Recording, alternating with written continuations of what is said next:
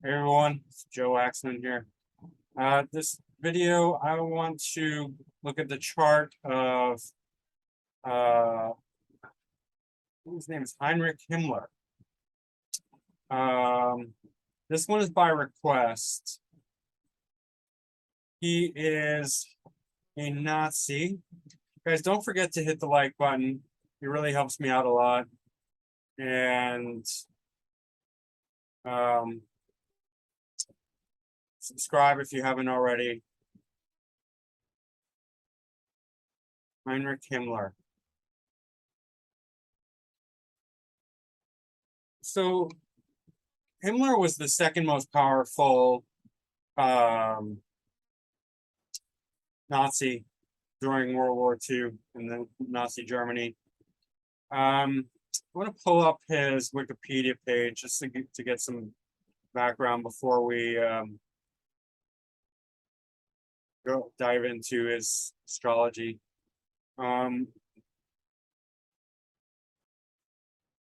He was Reichsführer of the Schutzstaffel, the SS, leading member, Nazi Party of Germany, one of the most powerful men, the main architect of the Holocaust.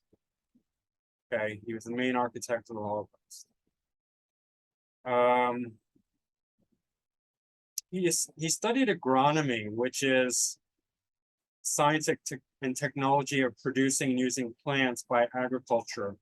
And that's kind of important because of the Nazi philosophy about race, that they were breeding the perfect, superior Übermensch and getting rid of the Untermensch, which were the subhumans.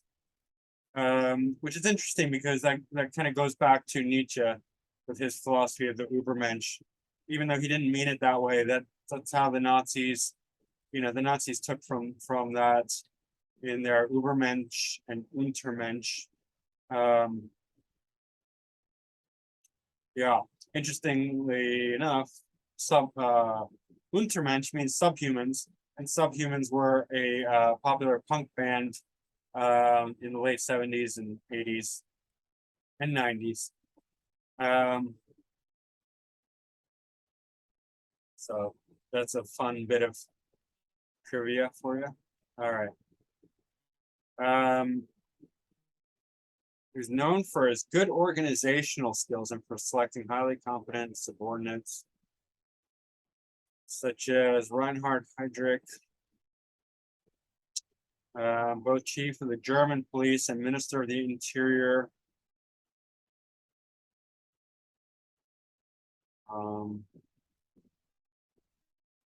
Employed elements of the racial policy of Nazi Germany, incorporated esoteric symbolism and rituals into the SS. So he was into occultism as well as Nazi racism. He built the extermination camps, an overseer of the Nazi genocidal programs. Hitler directed the killing of some 6 million Jews, between 200,000, 500,000 Romani people, what we also call gypsies. Although they view that as derogatory, they consider themselves Romani. And they killed other people too, intelligentsia, intellectuals of other countries, communists, which is odd. And I just want to make a point here. Some people consider the Nazis against communism because they killed communists. However, it's more like when a lion kills a leopard. Two predators will kill each other just to eliminate the competition. But they're both actually very similar. And Nazis were National Socialists. That's what Nazi means, National Socialists. And they called themselves National Socialists. And they were socialists. And one of the ways that people sort of inaccurately, and even in Wikipedia they do this, they say that the Nazis were right-wing extremists.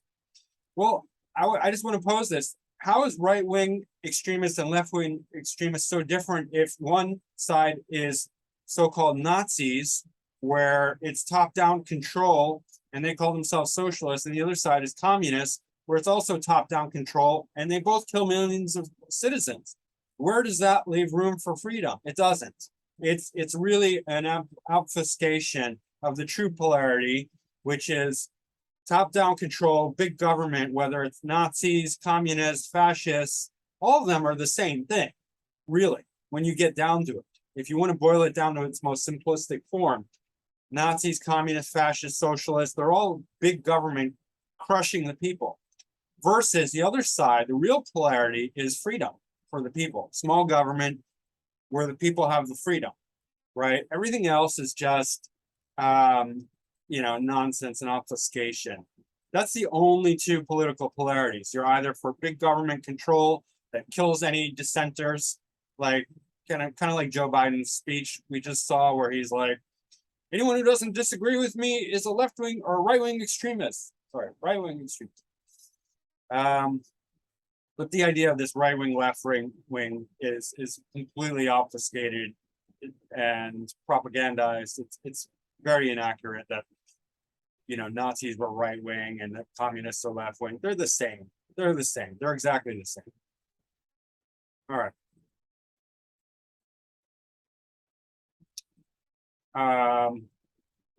And the proof of that is that they both kill millions of people.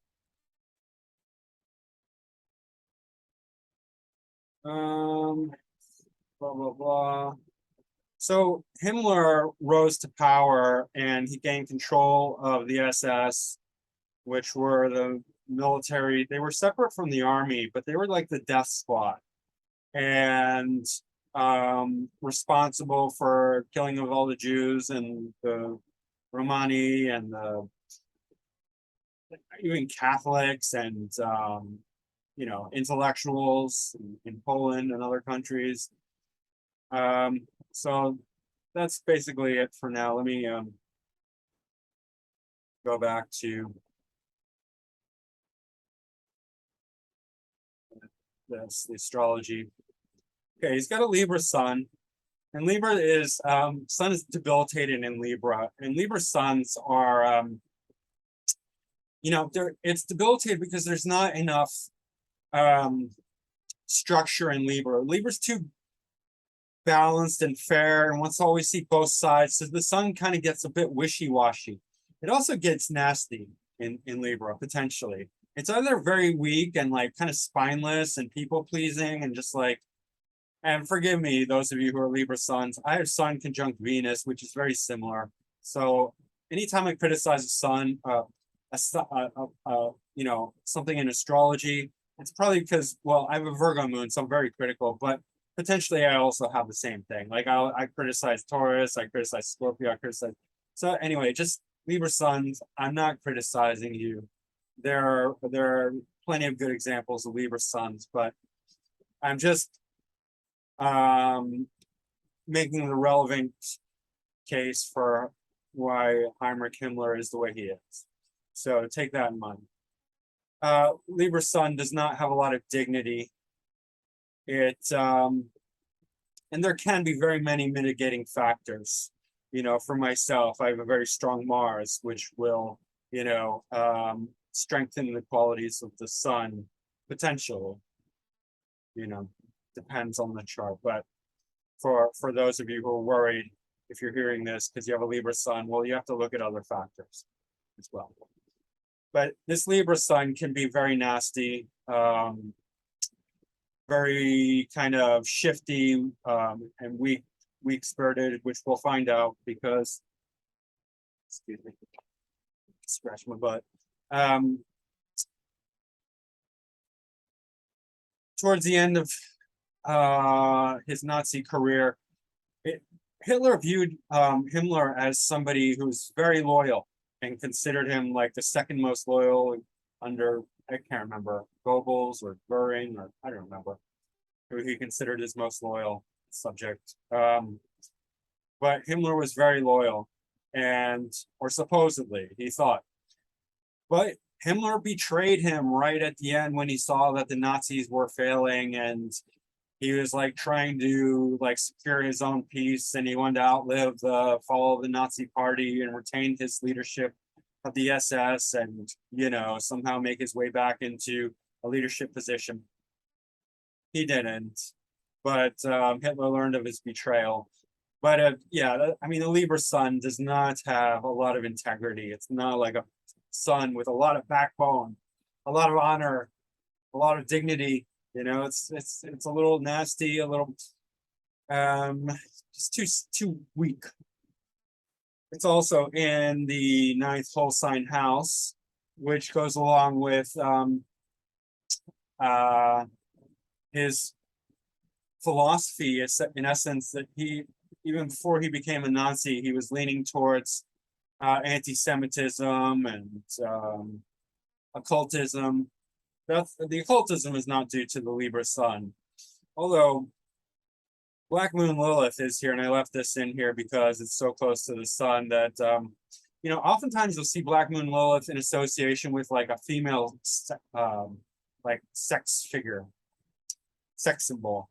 But I think Black Moon Lilith can have also just general negative connotations, because he was definitely not a sex symbol.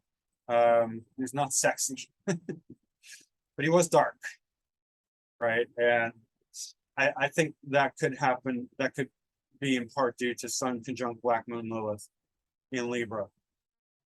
And this he was very philosophical, but not in a good way, right? He grew up Catholic, but he abandoned Catholicism and took up occultism and anti-Semitism, racism, essentially. This idea of the Übermensch, the perfect Aryan German Nordic blood. And he was an agronomist, so he wanted to breed. After he found the Nazis, he joined the Nazi party, and he wanted to start breeding the perfect race. All right. Moon in Aries, right? 0 degrees Aries, 0 degrees Aries. Any planet that's at 29 degrees, 0 degrees, 0 degrees, 28 degrees, 29 degrees, that's at a critical degree. The 29th degree is a very unstable degree because it's about to shift energies. The 0 degree is it's sort of like the baby, the beginner's mind. In the beginner's mind, like the Zen phrase, in the beginner's mind, there's endless possibilities because there's no limitations, right? There's no experience of anything. So what we find with planets at 0 degrees is they just go to extremes, right? Because they don't know what they can't do. So they're just like full of energy. They're just like going to the nth degree, right? It's a very extreme degree. And the 29th degree is a very unstable degree, a degree that's really in decline. And so we see this very aggressive 0 degree moon, this fighting moon in the second house of values. So this is what he values. This is what he has as his resource, this aggressive fighting moon. And he was already interested in the military, but he was not cut out to be like a soldier type. Chironic, which we'll look at, so he's Aquarius ascendant. Aquarius is already thinking about society, and it's very big-minded, and it's either utopian or dystopian. In this case, we'll just say he's dystopian. I mean, it's not a stretch to call him a dystopian kind of figure. Saturn is his ascendant lord in the 11th house, truly the 11th house, because he conjunct the 11th house cusp and in the 11th whole sign house. 11th house groups, communities, networks. So he wanted to join a group naturally. He's part of a group effort. He's not solo. He's group minded. His MC is also in the 11th whole sign house, but his Saturn is widely conjunct Chiron, and Chiron is not a physical planet. Chiron travels between the orbit of Saturn to Uranus, and it has an unusual orbit. It's moving back and forth between Saturn and Uranus, and It's also this weird shaped tiny rock that it's large, but it's not a planet. It's in between a comet and an asteroid. So it's just this oddball, and it has connotations of being more intellectual because it's further out between Saturn and Uranus, and not very physical. It would have to be much closer in to be more physical. And also it's an oddball, so it's kind of a nerd. Like you can think Chiron as like the wounded reject or a nerdy type intellectual body. And being close to the ascendant lord, it's making him a little bit nerdy. And he was nerdy, right? He's not like this physical tough guy, this iron jaw, like classic, Nordic looking kind of guy, which is ironic because he was in charge of creating the SS, which the only qualifications for being in the SS were this idealistic Nordic figure, this Aryan blood, pure blood Germanic Nordic, right? And he himself did not even fit into his own ideals, which is incredibly ironic. And same thing with Hitler. Hitler was not this pure blood Aryan. I mean, there's people have said that he had Jewish blood in him, right? So this whole idea from the Nazis, which is just crazy, just egotism, lies, deceit, outlandish, delusional kind of behavior, right? This imagination of this pure Aryan blood that they themselves were fine examples of. Nonsense, right? Let's just go back to a picture of Himmler, just so you can see. It's very round face, it's kind of soft intellectual type with, this very big, huge aspirations, but certainly not. Look, he's kind of nerdy, right? Same thing with Hitler. He's very Hitler-esque. Just this round face, nothing like chiseled. He's not like this chiseled, pure blood Aryan god that we might, godlike, physique that, we might imagine that they were going for. Nothing like that at all. In fact, he didn't even qualify for the military, I believe, that he was trying to get into. So that's the Saturn and Chiron conjunction. MC is in Sagittarius with Jupiter, 1 degree conjunct the MC. So Jupiter is really, it's in excellent dignity, and it's really boosting his career in the 11th whole sign house. So a career within sort of group and community type network.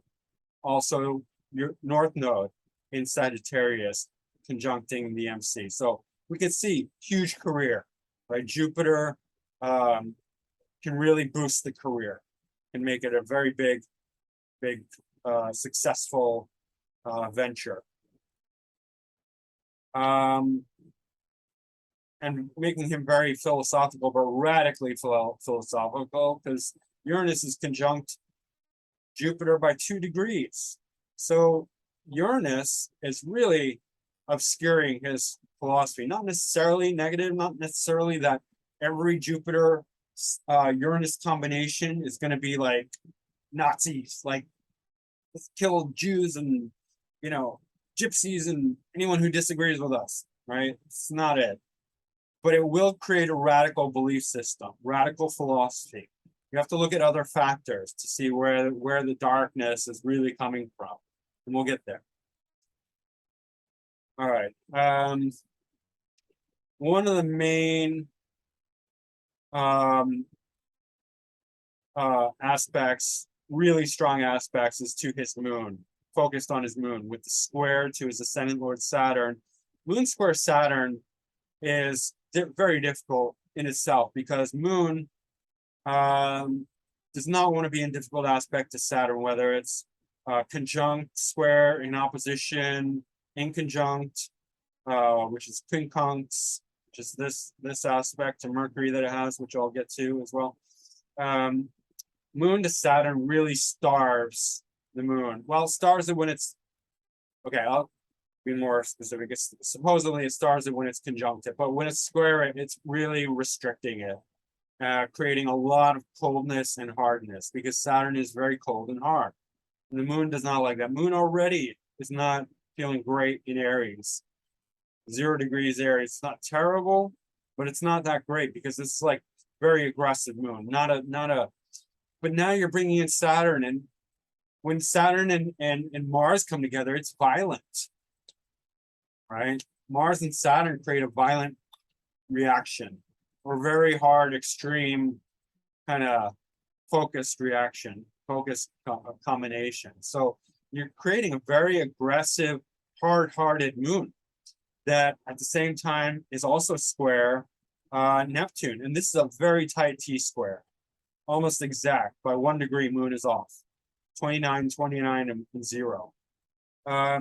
Neptune square moon is creating delusion, fantasy, incredible imagination. The square is bringing out the worst in Neptune, which is the fantasy and delusion, and just really like, you know, not grounded thinking, not realistic at all. And it's in Gemini, so it's like intellectual, like overly intellectualized, kind of delusional thinking. And then the Saturn opposite Neptune is it's crystallizing this delusion. So he has this very firm fantasy in his mind that's very aggressive as well, right? And it's involving his ascendant lord and his moon, so it's very personal. It's very deep inside him. Not only that, I mean, look how many negative aspects, tightly negative aspects the moon has. It's exactly in conjunct this Mercury in Scorpio. Mercury is in Scorpio, 0 degrees. All right, so the 0 degrees, again, going to the nth degree. It knows no limitation. It's just the Fool, you know, the Fool's card. The Fool in the tarot deck is 0 degrees. It just knows nothing about anything. It's a baby. And it's in the deep, dark occult, dealing with death, occultism, power, control, Scorpio, right? 2 Mars signs, Aries and Scorpio. These are the most aggressive signs, the most warlike, Aries and Scorpio, and Moon and this is his intellect. Moon and Mercury rule the intellect. This is a hyper-aggressive man. Deep, dark, occultic. The inconjunct aspect, not only that, represents the 8th house. Mercury is 8th from the moon. 7th from the moon would be 0 degrees Libra. This is 8th from the moon, bringing in that further Scorpio element. Do you see how scorpionic this combination is? It's doubly Scorpio, triply even, because 0 degrees. This is a very dark moon, very dark mind. He's got a very, very dark, delusional mind. These are so tight, these aspects are to the moon, and the moon is the most sensitive. To look for somebody who has mental illness, you look for the moon and you look for Mercury primarily, because they represent the mind. And his Mercury's making a really tight trine to Neptune. So he's got a very clear grasp of his own insanity. This Neptune, because this Neptune is not good, because it's got a square to moon and opposition to Saturn. So already this Neptune has difficult aspects to it. So the trine to Mercury just makes it a very easy communication to his intellect. And where is it? It's in the 9th house. Pretty much conjuncting the 9th house cusp. Or you could say 10th whole sign house. So it's definitely influencing his philosophy, his religion, his belief. He traded in Catholicism for occultism, for traditional Germanic belief system, which is rooted in, you know, like pagan belief. Not that there's anything necessarily wrong with that. It just depends on how you take it. You can have you can profess to be a Christian or Catholic and still be deeply occultic, right? But he abandoned Catholicism and went into traditional Germanic paganism and occult belief systems. The Sun and Mercury are influencing the ninth house. You could make a case that Mercury is influencing the 10th house, which is also fine because of his managerial position. He did not play a true leader's role. He was not like Hitler, right? He played a managerial type role, a very important high managerial type role, but still. Mercury's the manager. Jupiter also is Jupiter is definitely like a teacher, a guru, leader, but here it's really just expanding his career in the 11th house group network. But here he has we can see like really dark mindedness, delusional and dark mind, and occultism. Mercury also is ruling the 8th house cusp, right? So eighth lord in the 9th house. You'd say so, like all the deep dark 8th house things are going into the 9th house. So you can see like there's multiple influences from this darkness into his philosophy and belief system. Not only that, Pluto's in Gemini, so Mercury and Pluto have you could say almost a mutual reception. I mean, some might argue that Pluto does not rule. It's not Mars is the main ruler of Scorpio, but there's some energetic exchange here with Mercury and Pluto's sign and Pluto and Mercury's sign, right? So again, it's like 3 or 4 times we're seeing like this dark theme, very dark intellect coming out. Pluto is also in the 4th house, 4th quadrant, 5th whole sign house. So definitely relating to his childhood, very Plutonic element. Mercury being the 4th quadrant ruler in the 9th house shows that politics, 4th house is politics, homeland, is going into this very dark philosophy, cultism, dark religion.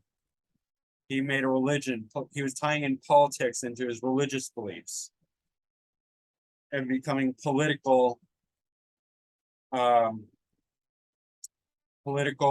you put tie the 10th house into his 10th house whole sign, then political career, political religion, political career, political belief system, tying in religion, politics, career, and occultism. Okay. Dark mindedness. Mars is in Leo in the 6th quadrant, but conjuncting the 7th whole sign house and conjuncting the 7th class, some more 7th than 6th. If we were to say 6th, then very, very competitive, very strong fighting spirit. But the 7th, it also makes sense, makes even more sense because Mars in the 7th really wants to boss other people around, really wants to take control of others. It's not great for relationships because you have that aggressive Mars in the relationship house. So this is somebody who really wants to go around telling other people what to do. Good for leadership in like a military sense, but very difficult otherwise. Dispositing his moon. And 3rd whole sign house, which is a house of communication and courage. Communication, friends, short distance travel, intellect. and third house cusp. So he's very aggressive communication. This crazy warlike mind, moon, that's delusional and very hard-hearted, is going into the seventh house, energetically. That's the energetic pathway. So it's directed towards others. It's also bringing in the both the moon and the Mercury are disposited by Mars in Leo. Mars in Leo is very proud, very egotistical. It's a Mars that thinks itself as king because it's in Leo. I have Mars in Leo. I'm not gonna lie, I understand this one, but mine I like to think is in a better position because it's conjunct the MC, so at least it can fight for my career goals instead of towards other people. This is a very aggressive Mars, and fights for its own pride and self-worth, egotism. Venus also in Leo in the seventh, very egotistical, very proud, directed towards others. Not a very nice, I mean, combined with everything else that we're seeing. Venus is ruling fourth whole sign house and ninth whole sign house. So, you know, his happiness and his religion are caught up in his relationship with others. That's a very aggressive relationship, very authoritarian. Yeah.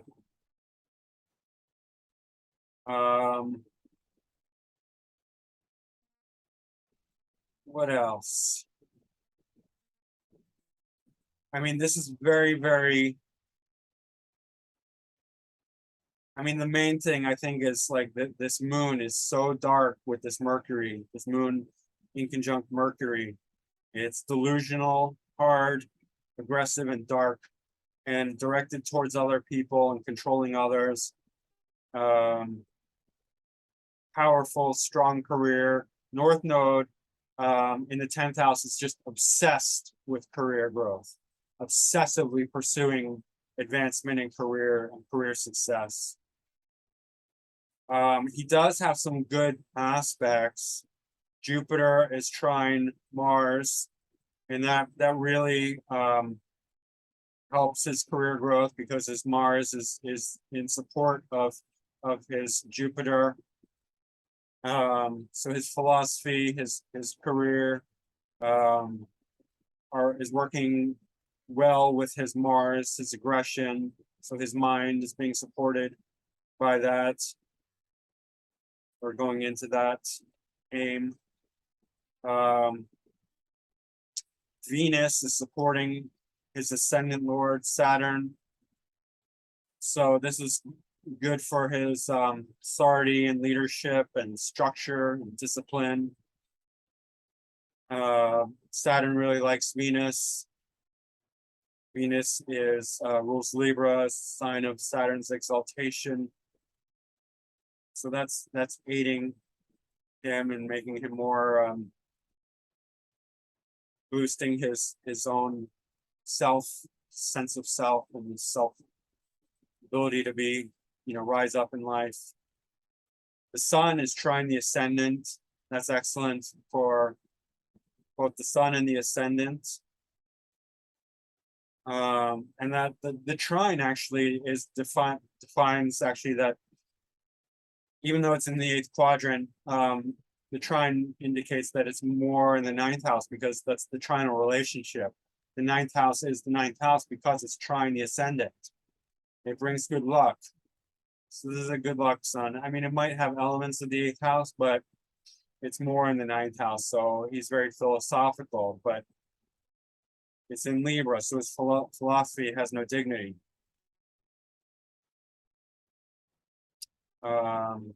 And his philosophy is bringing in it's very dark philosophy, because Mercury is bringing the eighth house, and it's in, bring 0 degree Scorpio, right? Oh, Sun and Venus are in mutual exchange, mutual reception, which does benefit both. That's it's not by degree, but by sign. So both of these are helping each other out. So there's, that's probably helping out his career a lot and making him more successful. Doesn't mitigate this Sun in Libra, but it does help. It's bringing, let's see, I would say 7th and 9th house, because this is a 9th house cusp. So 7th and 9th house, making him more lucky in his dealings with others.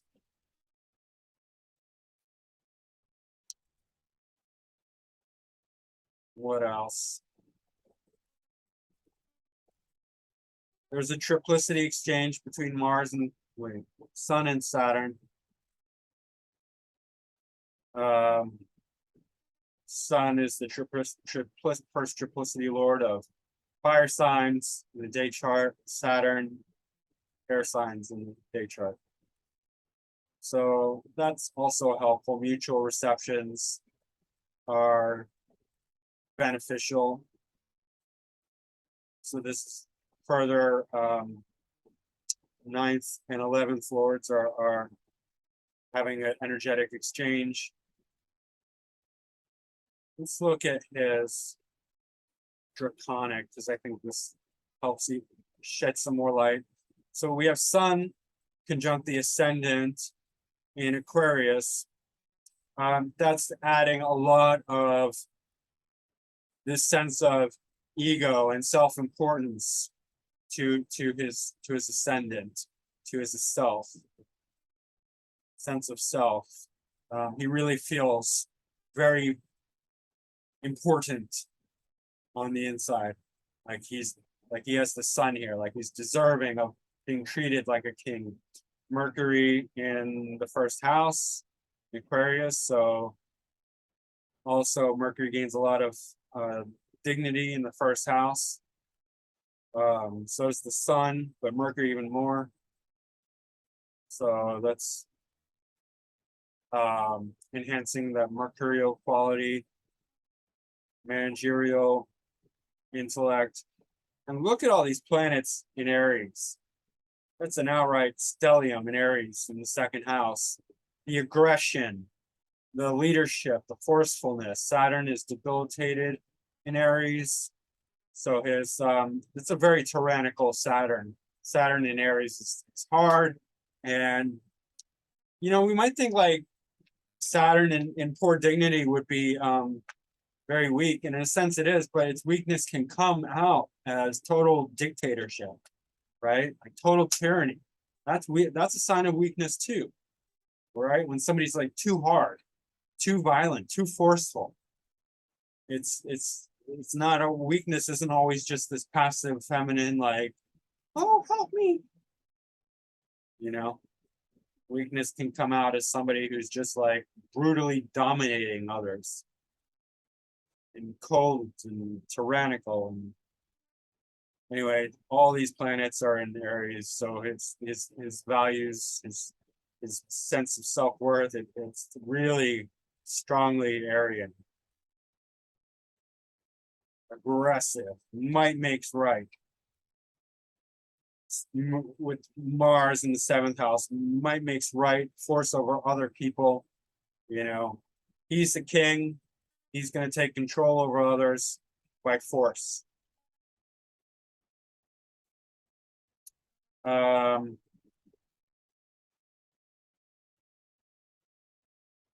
What else? Ascendant in Gemini. That's fine.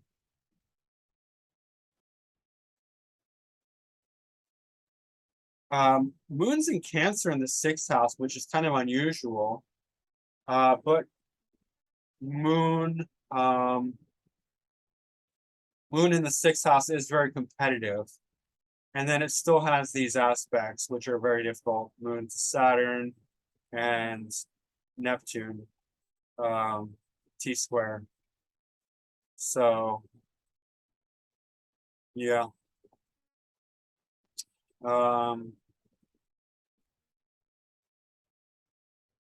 Pluto is directly over his sun, and that's extremely telling as well, right?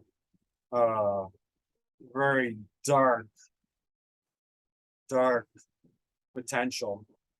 I mean, Pluto conjunct the sun doesn't always mean, I mean, let's be honest, most of the time it does not mean somebody's going to be like a mass murderer, which he was, you know. Um, but it sure makes sense if somebody is a mass murderer. Neptune in conjunct the ninth house cusp, delusional philosophy, right? We already know that. Mars and Sagittarius conjunct the MC, the natal MC, and that also that's a very strong Mars. You know, that makes sense. A military career or just very prominent career, right? And there has to be some strong elements, otherwise, you know, he would just be like a petty officer in the Nazi army if he was just like this weak racist who didn't have a strong chart. He has to have strength, otherwise he's not going to be leader of the SS.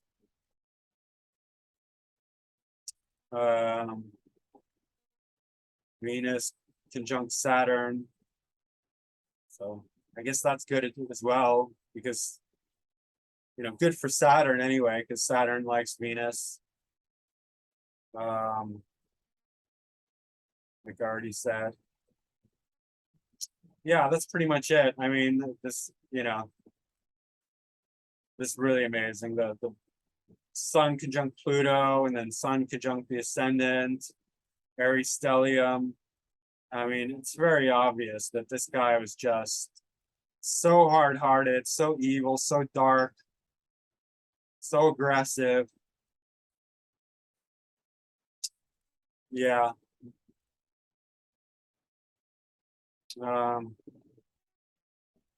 That's Himmler.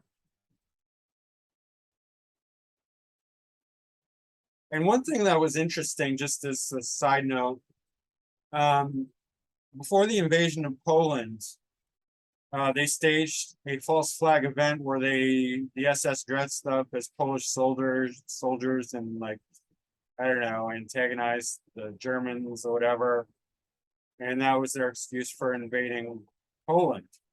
But I just want to say that, like, okay, Wikipedia will admit that, but what they won't admit, or what any mainstream media won't admit, or what, you know, any government won't admit, is that when we do that, and we do that all the time, is my point. Anytime there's like, you know, an invasion, it's probably preceded by a false flag event. 9/11, weapons of mass destruction in Iraq, Lockerbie bombings in Libya, you know, the chemical terror and Syria. And there's also talk of that, you know, we might have a false flag event, which will give us an excuse to directly engage Russia. So I just want to say that's the rules of war. That's how war is played. It's nothing new. It's been going on for forever, and pretty much all countries do it, and they don't admit to it, and we're no different. It's all false flag events. It's all, you know, staged, manipulated, and controlled. Don't kid yourself. You know, just because the mainstream media doesn't talk about it and our government doesn't talk about it doesn't mean it's not happening like all the time and being planned for. So anyway, it's all nasty business. It's all very, very disgusting. And you know, my own family on my mother's side, obviously not my grandparents, but my grandmother's, most of my grandmother's family were murdered by Nazis. So this all hits very close to home. But you know, that's life. So let's learn from it and become better human beings. Don't forget to hit the like button, subscribe if you haven't already, share it if you like this. Book a reading with me. Find me at my website, macroastrology.com, or you can email me directly at macrogoldmachine@yahoo.com and leave a comment if you like. And I will see you guys soon. All right, thanks, bye.